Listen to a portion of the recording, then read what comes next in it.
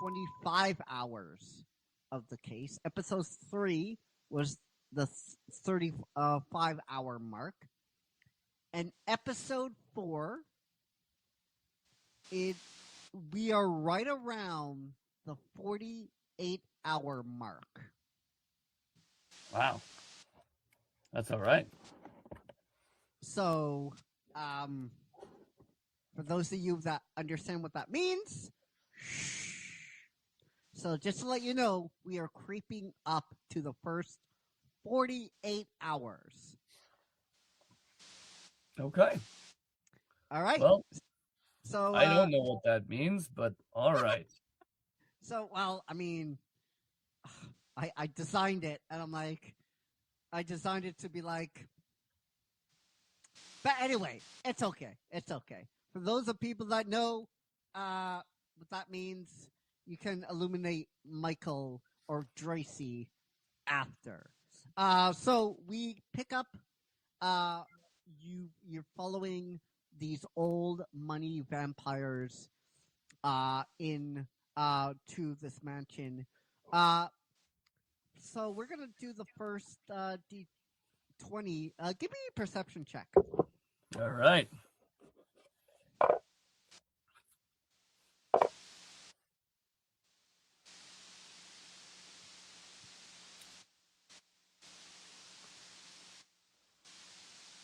That is oof. That is a 4. That's a So, 4. That's a 4. You can't see shit. I think I'm a little distracted. I don't know. Maybe Yeah. the vampire bats got a little piece out of me after all. So I will give you what? Oh, what? No, that was me looking around and being like, huh? Yeah. So just to give you some context, vampire bats are flying freely now over your head. The mist is creeping in. And the smells you can smell are swampy musk. Like when you head to a swamp and you can smell that. If you ever been to Louisiana or the swampy area, it smells like kind of like that musky, swampy odor, right? And it's very peculiar for I mean, obviously, this Dark Quarter is like very peculiar itself because nothing is what Utopia is, right? There's like buildings popping up. I'm just like, because some fuckwits out there are gonna be like, "Oh, see, they're talking about like guys." Why they're talking about politics in an imaginary world that was used to create an imaginary character. Yeah. Who cares what the Dong Lords think, bro? Yeah. So basically, China has taken over Alaska, and that is the situation that we're in when the creation of Liberty Prime was started, right? So basically, America is looking at things and going, okay, we're stuck in this crazy war. How do we turn the tide? Specifically, how do we retake Alaska? And that's where the concept of Liberty Prime was birthed. And it's one of the most insane and amazing concepts where they said, let's make 100-foot tall combat robot. Just this gigantic, over-the-top, insane military device. Jeez. That also, it's awesome, and it also I think spews. We actually have it beside me, right? We have the art. Yeah, there is a giant robot beside you on the screen right now. Oh, right. I keep waiting for him to reach out and rub you on the top of the head for luck. Well, that's what happens. That's we're on StreamYard, and everybody seems to like it. With some of the things that we liked about the book, because I mean, it's every single person that I've talked to about starting this new series and kicking it off strong with The Killing Joke. It's gotten a reaction, either positive or negative. This book has gotten a reaction. It's definitely well known. It's a huge book in the comic industry that had a huge effect. For sure. For sure. So it's definitely a banger to come out the gate with. So why don't you tell me your first kind of positive things about the book that you liked? I liked how it's a Elseworld stores. We should just purposize with onomatopoeia with that. And for those of you that don't know what an Elseworld stories is, it is something that is a story, but it is non-canon. However, the large majority of comic book fans point to this as definitive origin. I don't even know what to say. I don't know what to say. I don't either, because this felt like 2 episodes of absolutely, like they could have put these 2 episodes together and it still would have been nothing. Yeah. And for those of you that they're suffering along with us, you don't have to. Yeah. You really don't. And for those of you who are like, wait, caveman, Bach, I know. Listen. We have went down this tunnel before. We know, okay? It's just, we're just accepting the shitstorm. So, where do you want to begin first, man? Well, we'll start at the beginning. Yeah. Because more or less, I mean, this is in preparation of the big fight. Yeah, the boxing. The Chinese boxing. This episode may contain loose forms of nudity and cavemen growling aggressively. Viewer discretion is highly advised. We are not your parents. Like, share, join, and follow us to keep up to date with all of our sexy shenanigans, yo. It's going to be lit, brah. It's going to be very lit. And when I say shenanigans, oh, you have no idea. If you're already watching us on YouTube, then guys, it's been like a bajillion years since YouTube came out. You should already know what to do. Smash that like and subscribe button. Actually, no. Is the like button still around on YouTube? Is it? I don't think it is. But if it is, smash that like and subscribe button. Oh, and share this as well. That's really important. I won't bite. Not really. Okay. All right. Maybe just a little caveman nibble. Just a little. A big fist pump goes up in the air to Donna AI and Music Mint for the incredible music that is in this episode. All rights belong to their respected copyright owners, or all rights are reserved for their respective copyright owners. Yeah. I got it right. Yeah. Which is Christopher Michael Egerhaus. Me, a.k.a. the Caveman. So if you're ready, guys, I should be ready at this point. Let's get ready to cross the line. Join the tribe. A club for life. Join the caveman and his crew. Paint on my face, just a move. We are you good club for life. Mark it on my skin. That sign from the campfire glow at night to the screen right in your eyes. Original stories, wild and true. You can feel them cut right through. Bring that spark straight to you. Every drop, every view. Must see TV. Join the tribe, cross the line. Use your club for life. Say the word, you're inside. Must see TV. From the cave to the timeline. Use your club for life. Raise your hand. That's the sign. That's the sign.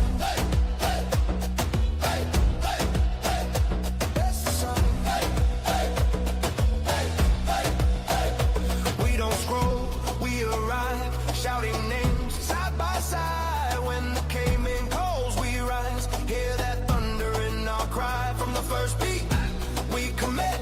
Once you're in, that's it. I'm the banner we lift.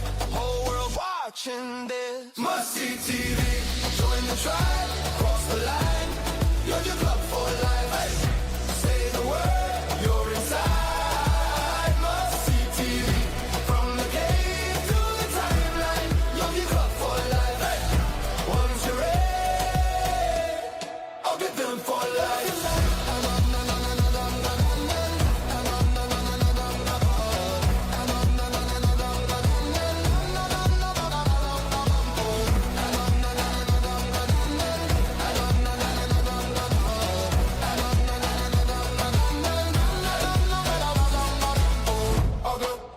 Call it out. Hey. I'll go, never doubt. I'll go, side by side. Hey. You did club for life.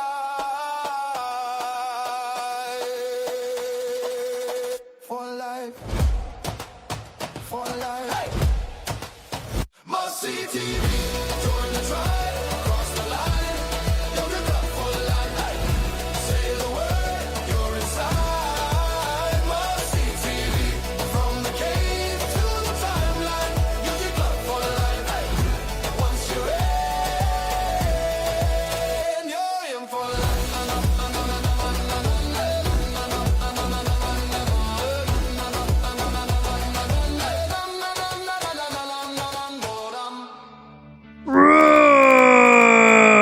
Hello.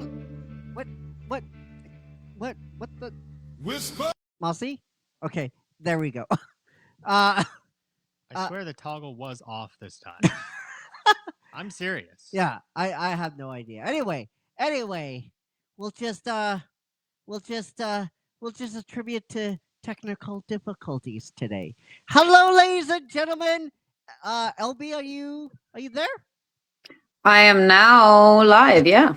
All right. So if you're ready, we can start. All right. 5, 4, 3, 2, 1, 0. Hello, ladies and gentlemen. Welcome to a brand new episode of In Between the Ink. So strange not to say the page anymore. In between. Honestly, Yeah. I don't know the name of this yet. As you were saying that, I was like, crap, I hope I don't have to say that. In between the ink. We're in between the ink now. Yeah. So guys, just because of technical difficulties today, we're doing the growls at the end, and we had a lot of support we have a lot of followers and stuff. So all your growls will be at the end of the show. We apologize, just technical difficulties, and we're running a little bit long, but that's okay. That's fine. In this episode, though, we're talking about issue 1 of Wayward. And I did not. I'm a big comic book fan. So when you said, "Hey, you want to do a brand new thing called Wayward?" and I'm like, "Oh," and she's like, "It's sort of like it's manga inspired," and I'm like, "Oh, I'm excited." Now we're only doing issue 1, and we might come back to Wayward. We might if you guys wish us to. So if you want to start, what's your first scale up? My first scale up, I mean, okay, I have to pick one. I mean, the monsters. The monsters felt like, okay, so they were different. They were so different. They were different because they were okay. So mythology nerd, right? Yeah.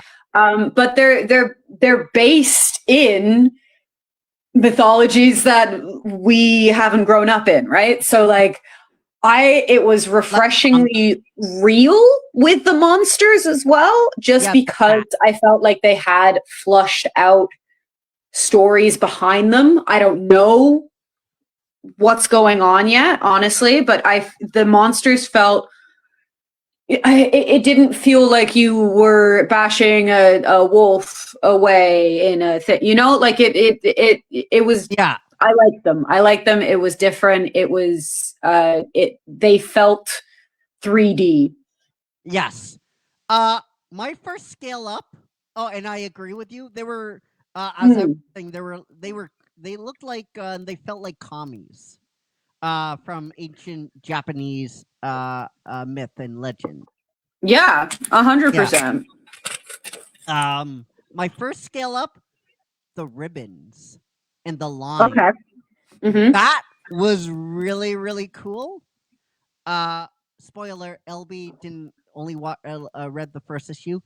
I kind of spoiled myself and No, the don't end, spoil it for me. You're not allowed. Okay, We're only doing volume 1. I know.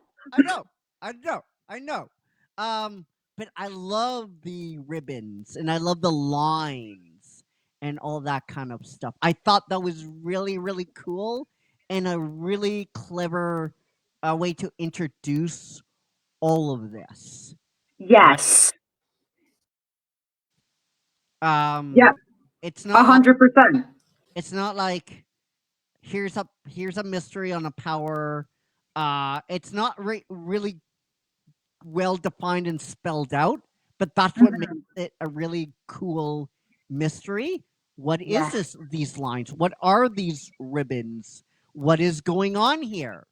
Why can she only see the ribbons and lines? What's happening? And I did enjoy that. So that's going to be my first scale up. Hell yeah. Yeah, I mean, so a big scale up for me as well was like, so like the red ribbon of fate, or the red string of fate, right? That she's like, it was beautifully done, I thought. Right. And to bounce off of your point, a big check mark I had was that not check marks, we're doing scale ups. Yeah. It's gonna happen a couple times. A big scale up for me was that there was like enough mystery in the story to be intriguing, but not ostracizing. You know how some things are like, oh my god, all these things are happening, I have no idea what's going on, and it's really distancing me from figuring out what's like connecting with these characters and all that stuff. Yes. But this felt like we were pulled along with the story, rather than sort of watching chaos from the outside. I thought it was, and the way that like that's an introduction to the rest of the powers, the way that that's right. Yeah, that ties right into that for sure. That's my like the introduction of the kids. Yes, that's my next scale up. I love when comics, mangas do this. Mangas do this all the time, but comics introduce children as the kids that can only see what's going on. And I love that. And they're awkward and they're unsure and they're confused just as much as we are. And I love that type of reality. Yeah, because young teens or kids or preteens would be confused like this. What's happening? Right? Yes. So that's my next scale up is just the introduction of the kids. Yeah. Yeah. I think I'll come back to that as well because I've got other points on that. Okay. But like, a big scale up for me was that the characters were varied and like they also existed in what felt like a real space. Yes. You know, like we didn't meet just this cast of people right away. We were introduced to people as it makes sense in the story. They prop up, they've got completely like different personalities but not in a like, I'm going to touch back on this, but I think the characters themselves, again, like the monsters, they feel flushed out in a way.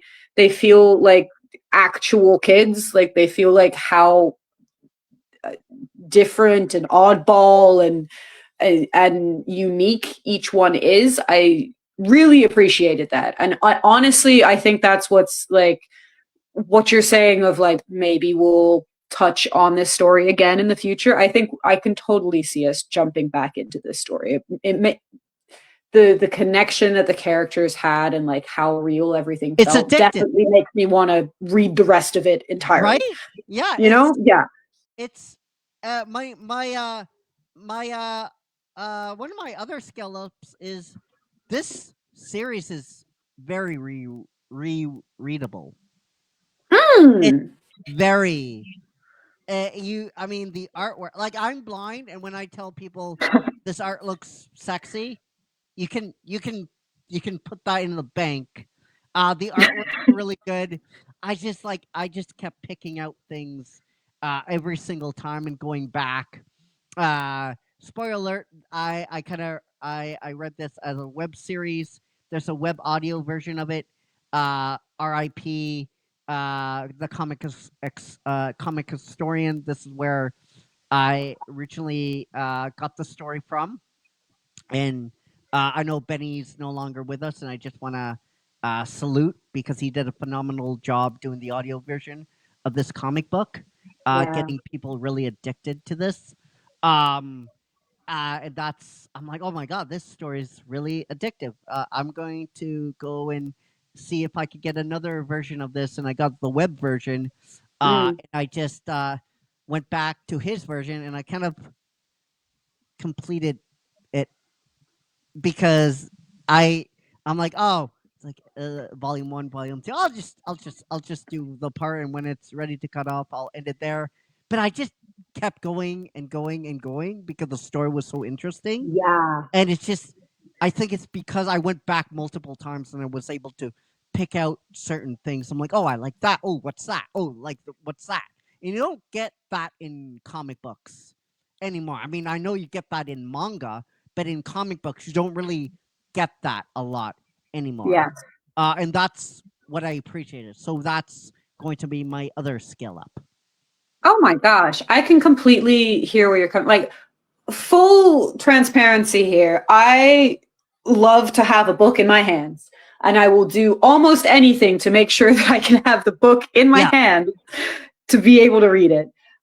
Because I like going back to those things. I like spending my time with a page, especially when it's comic art. You know, so I'm waiting for my like deluxe hardcover book 1, which is Wayward's. Like it's the first 2 volumes, I think. Yes. But there's only 30 episodes, so it's a super readable, bingeable comic for sure. And like picking it up, like so my order is in, and I'm waiting for it in the mail very patiently, completely impatiently. But I did like I got the first volume off of Amazon, which like I won't. But I could very easily see myself purchasing the entire rest of the series as each volume came out or whatever, just to read it. But I am waiting patiently to have my actual book so that I can flip through it and then flip through it like 50 million times. I'm sure this is like it's going to be one that's going to stay on the shelf for a while. I can see that being a thing, you know? Right. So sorry, I completely riffed off of that because I'm excited about this book. I like it. Yeah. My next like scale up, I guess. Okay. So like that they don't treat the audience like an idiot. This story itself, it has you along for the ride. Like you're really slingshotted into the story, you know, like, and it's like any good script, you jump right into the action, right? Yeah. Yes. Yes. This has introduction pieces. Like we find out, okay, this is who this person is, and she's coming from here, and okay. But the story just runs. And it does that in a way that feels really authentic and feels like really good storytelling, in my opinion. So that's a massive scale up for me, for sure. So unfortunately, there's some scale downs for me. There's So my first scale down is she cuts herself, and we're not given a Yeah. reason why. It's a really weird thing in the book. I believe it's early on. She's in the Mhm. washroom, and she Yes. cutting her arm, and we're not given a real reason why she's doing that. And I'm okay with that being introduced, but you didn't set this up at all. Like if the character that's drawn like had like bandages and stuff like that on her arms, that'd be totally different. That'd be like, ooh. And unless I missed something, and I definitely could have because I can't see, Valid. I didn't see anything that would lead me to deduce that she does cut herself. So that's I don't mind that, but it just came Okay. out of nowhere. So that's gonna be my first scale down. Okay. Yeah, I see that. I think, okay, so that's really interesting because I remember being really taken aback by that moment. But also, I remember there was like early on in the panels, we were shown like some image of her forearm, not as a way of like, oh, look at that, but it's just like, it's just in a shot. And it looks like maybe a tattoo, maybe a scar, maybe something, but it's completely like, it's not pointed to. Yeah. So when that came up, I was like, that's what that is. Okay. Okay. That's you know, so there, but not a lot. It definitely came right out of left field. I can, it's a vulnerable topic, right? So Right. I'm gonna speak delicately around it. Yeah, we should. I mean, listen, it's very delicate. I'm not the most delicate individual to be talking about this, but I am just talking. And great thing I see. I love LB doing this show with me because she's able to do this. So she's able to remind me about these things. I want to talk about what we're just experiencing in the book. Yeah. We are not talking about outside the book. No. Okay? We are not like going to sociology, like describing because like I'm a caveman, dude, and I'm gonna say stuff insulting all the time, and I really don't mean words out of my mouth. Sometimes I think, well, Mossy knows this. Sometimes I say things without thinking. I apologize, and that's why LB's here to remind me of, dude, and I want to thank her. Yeah. That, and I am just talking about this girl in this book at that moment. Yeah, I can fully see like it comes out of left field, 100%. I can also empathize in a way of like, okay, she's completely overwhelmed. She's having a panic attack. She's doing this to ground herself. It's not a great strategy. You know, it's parasocial behavior. So there's reasons why people do that. And you can deduce them through like, okay, this is what she's dealing with at home life. And she's doing this and this and this. But it's not laid out for us. And I think like it's interesting because it's definitely a huge aspect of a character to not shine a light on so hard. Right. You know, so it's interesting. I think it definitely ties, like I haven't read the whole series too. And if they don't really touch back in on that, that is a choice. Okay. You know, Right. I'm interested to see like how the rest of the story will go with that as well, though. If I pick up on anything that feels tied towards that on a read through, maybe you might catch that again. But yeah, I can understand it being an X or being not an X. A scale down. A scale down. I was like, a downgrade? What are we saying now? A scale down. So, do you have any more scale ups, or do you want to introduce your first scale down, or? You know, I only have really one other scale up, and I do have a scale down, or maybe two. So my last scale up really it's a short one.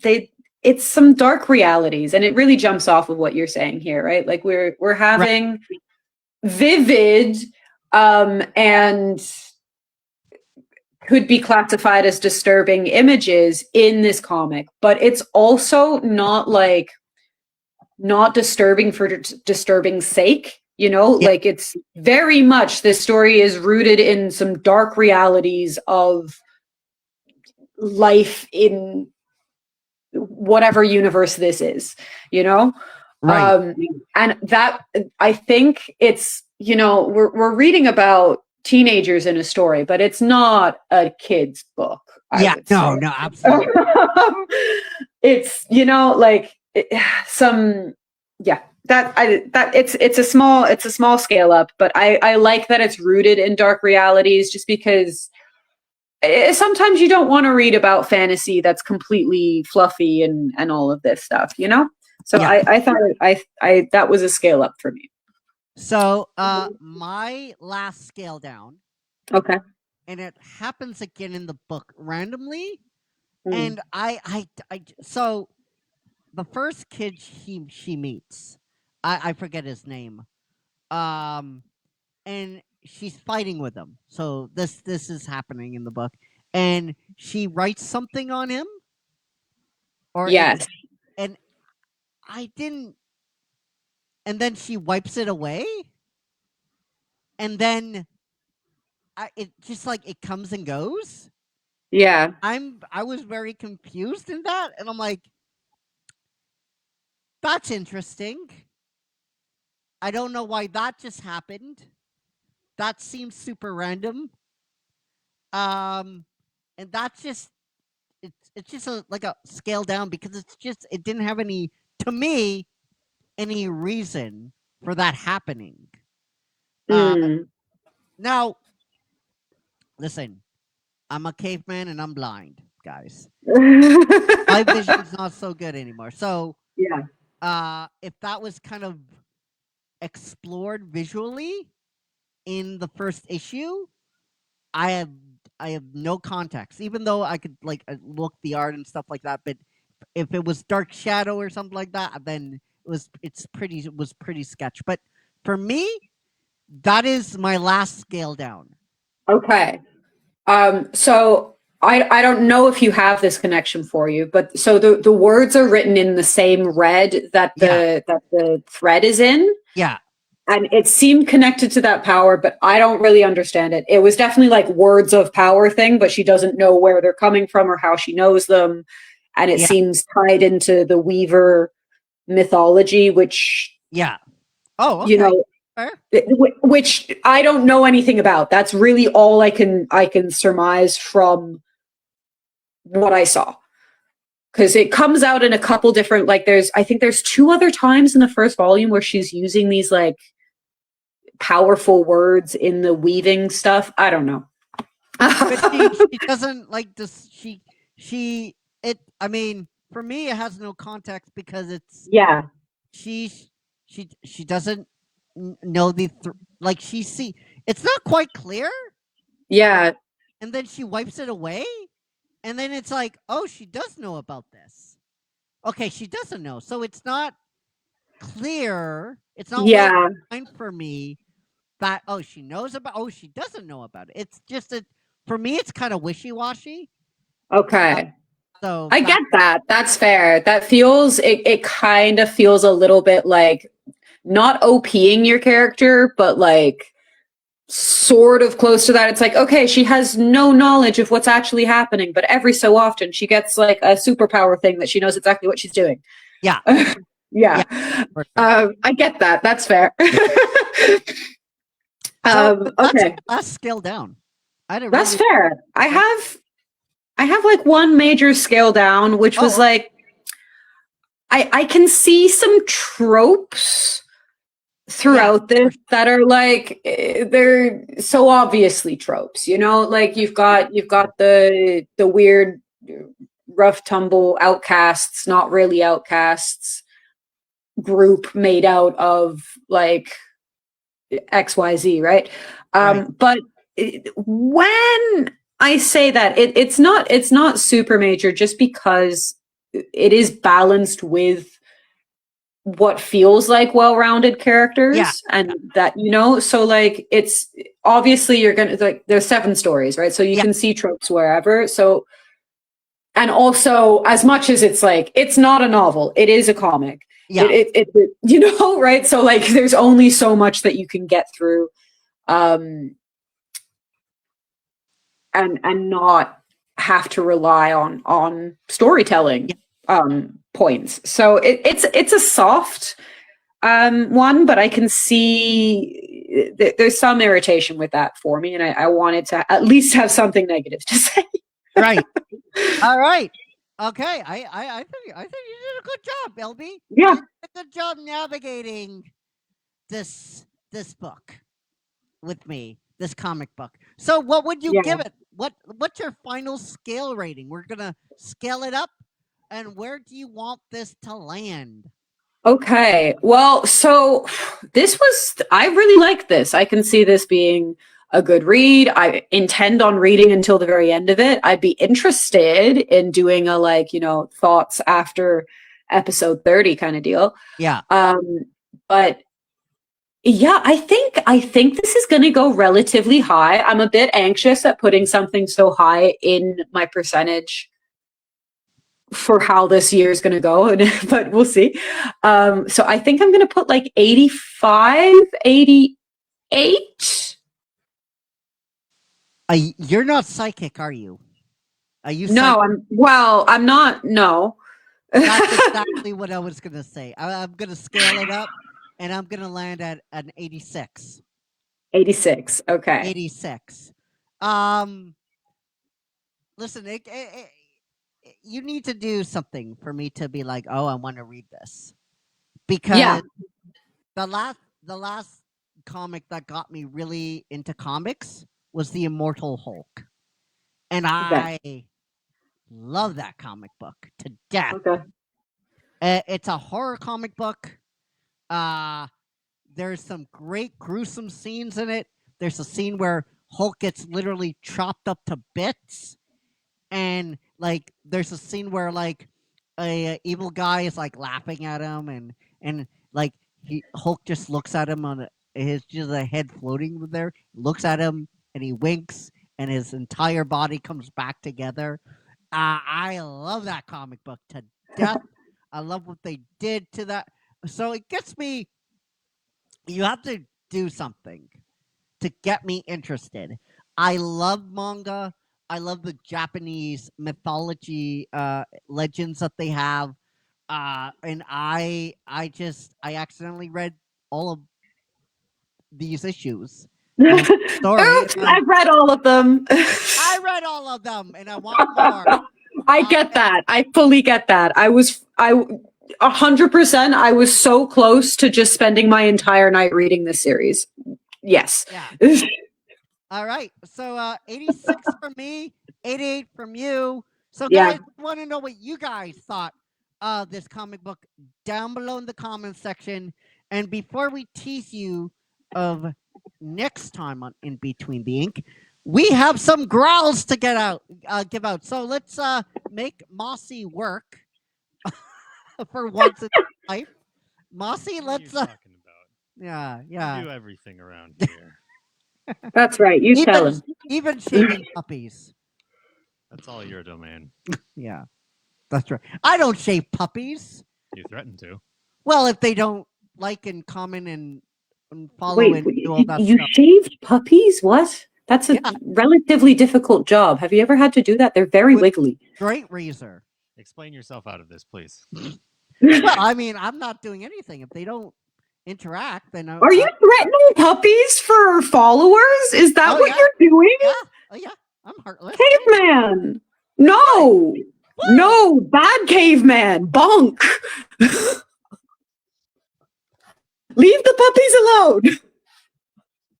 But you see what I deal with. Yeah. Okay, let's do the first growl. Yeah. First, we've got the personal side of business. My friend, thanks for watching. From us to you, you got a great big bad caveman. I'm sure they're going to love having their name mentioned right after shaving puppies. Yeah. Hey, again, That's what we're all about on this channel. if they interact, I will not shave Mrs. Snuggles. All right, up next we've got Courtney Taylor. Courtney Taylor, from us to you. You get a great big bad caveman. And up next we've got Brittany. I am going to pronounce this wrong. You pronouncing names wrong? No. Did you hear how I said it? No. All right. Brittany. Good luck. No, I'm sorry. Mossy, I'm sorry. Come back. That's what happens when you talk over me. Okay. All right. We got Brittany Linkwitz. I think. Brittany Linkwitz, from us to you. You got a great big bad caveman. And last but not least, we have Joseph Israel. Joseph Israel, my friend, thanks for watching and supporting us. This not shaving puppy. Oh my God. Caveman. You get a great big bad caveman.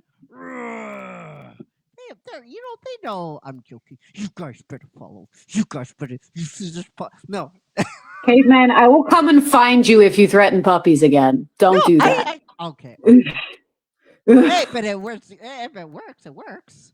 Nah. There's love and sunshine and kisses. Yeah. Don't threaten fucking Jesus Christ. Shall we tell them what's up next time?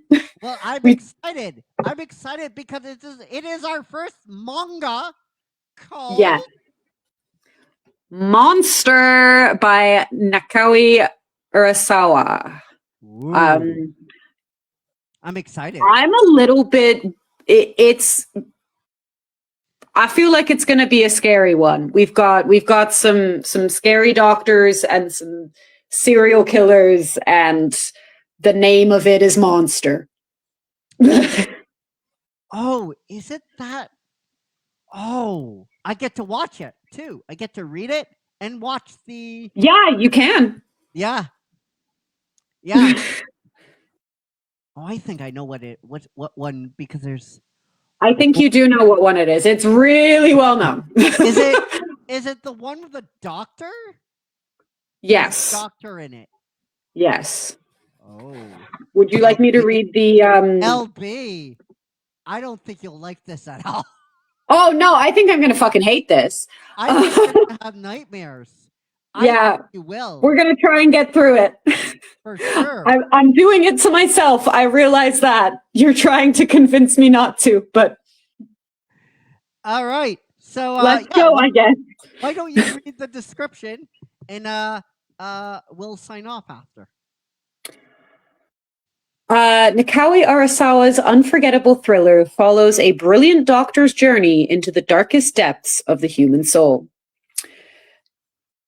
Johan is cold and calculating killer with a mysterious past, and brilliant Dr. Kenzo Tenma is the only one who can stop him. Conspiracy and serial murder open the door to a compelling, intricately woven plot in this masterwork of suspense. Oh, I'm really excited. It's on my it's on Netflix. I'm very excited for this. Unfortunately, I'm not gonna support Crunchyroll. I'm actually gonna watch it on Netflix because fuck Crunchyroll, Funimation. Okay. Really, making it like I hate. Before I was able to buy this anime like solo, and I hate like these streaming services just locking everything down behind a wall. Just let me buy it. Just let me buy the whole thing. So what I mentioned about, having the book, I want to have the thing that I have purchased, please. Yeah. All right, guys. LB, don't go anywhere because we need to set this up. You don't go anywhere or I'll shave this puppy. No, I'm joking. I will find you. Okay. All right, guys. All right, guys. Until we see each other again, which is Thursday for a brand new episode of Curtains Up Cinema. Remember, it is Avatar season. We're taking a look at all the Avatar movies until we get to Avatar Fire and Ash. Until our first journey. Join us on Thursday night. Time start 5:05 p.m. Eastern. I'm the Caveman. That's Moxie. That's LB. Thanks for watching. Take care. Be safe. Be well. and UGG Club for life. Peace.